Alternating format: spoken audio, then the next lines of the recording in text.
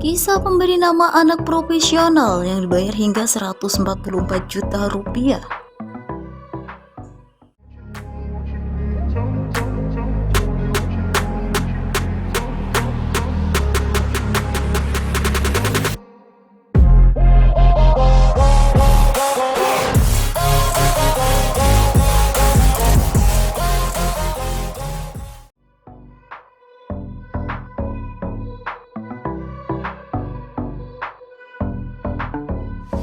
Ya, Taylor E. Henry, perempuan 33 tahun yang bekerja sebagai pemberi nama bayi profesional. Ia memberi nama lebih dari 100 bayi pada 2020, mengumpulkan lebih dari 150 ribu dolar Amerika Serikat atau sekitar 2,1 miliar rupiah atas layanan unik yang diberikannya. Laporan New York Post pada Kamis 14 April 2022.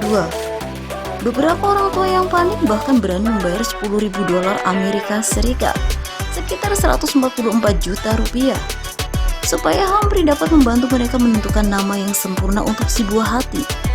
Jika melihat nama-nama bayi populer itu adalah tanda nilai budaya dan aspirasi kita, kata Humphrey pada The New York Post.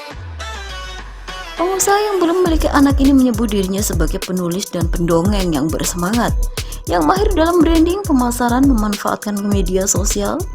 Humphrey sebelumnya bekerja sebagai mak jomblang, penggalang dana, dan perencana acara. Menurut profil LinkedIn-nya, ia juga seorang praktisi Reiki. Humphrey tercatat telah menulis 2 skenario panjang, fitur, dan 1 pilot TV yang mengeksplorasi agama, spiritualitas, sains futurisme, serta sifat cinta yang abadi tanpa syarat.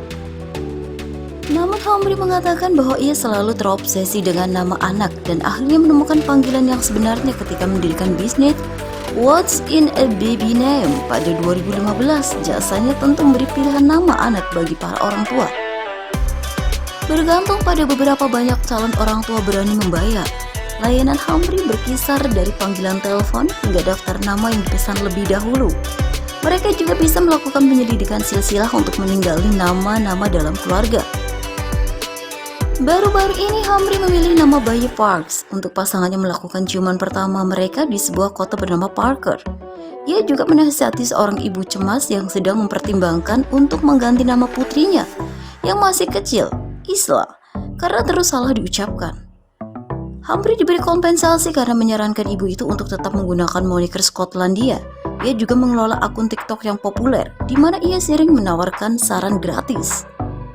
Pengusaha wanita itu mengatakan ia sering didekati orang tua yang memiliki anak ketiga atau keempat yang tampaknya sudah kehabisan ide nama anak.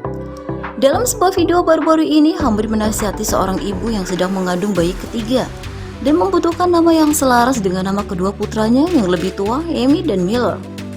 Pilihan teratas Humphrey jatuh pada Grady, Wilson, Wheeler, dan Fetzer. Sementara beberapa mungkin menuduh orang tua malas dalam mengambil keputusan nama bayi mereka. Humphrey bersikeras bahwa mereka yang membayar hanyalah perfeksionis yang cemas. Lebih lanjut, Humphrey mengatakan jika orang tua tidak menyetujui saran untuk nama depan bayi mereka, ia bilang mereka biasanya akan mengambil nama itu sebagai nama tengah. Terkadang Anda melihat nama seperti Brave di daftar saya dan Anda berpikir saya tidak akan beri nama anak saya Brave, kata Humphrey, tapi mungkin layak untuk dimasukkan ke dalam daftar sebagai ide untuk nama tengah.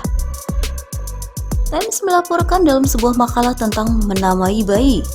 Sebuah Times yang dipimpin oleh psikolog sosial Kno College Francis McAndrew berpendapat bahwa beri seseorang anak nama yang sama dengan ayah atau pamannya sebenarnya dapat melayani tujuan evolusi. Pasalnya ayah atau paman itu mungkin merasa lebih dekat dengan keluarga. Seorang ibu mungkin juga membuat keputusan ini untuk mengiklankan identitas ayah secara terbuka, sehingga mempertaruhkan pendiriannya dan mengharapkan dukungan yang berkelanjutan dari si ayah. Studi telah menemukan bahwa anak-anak yang tidak menyukai nama depan mereka lebih cenderung kurang percaya diri. Penelitian juga menemukan bahwa nama depan dapat mempengaruhi beberapa menarik seseorang bagi orang lain, terutama saat baru kenal. Pada 1993, psikolog Phil Irwin menerbitkan sebuah makalah yang menunjukkan bahwa mahasiswa sarjana menilai foto orang yang sama sebagai kurang menarik berdasarkan apakah foto tersebut diberi nama menarik atau tidak menarik. Studi semacam itu sering menggunakan kumpulan data nama peringkat yang dihasilkan dalam penelitian sebelumnya, yang telah menemukan bahwa nama seperti David, John, Joshua, dan Girochi cukup disukai, sedangkan orang seperti Oswald Newron dan Edmond tidak. Namun studi lain menemukan bahwa orang yang diberi nama yang tersebar luas pada saat itu daripada nama yang memiliki masa kejayaan di generasi sebelumnya dinilai lebih awal oleh mahasiswa untuk jadi lebih cerdas dan lebih populer.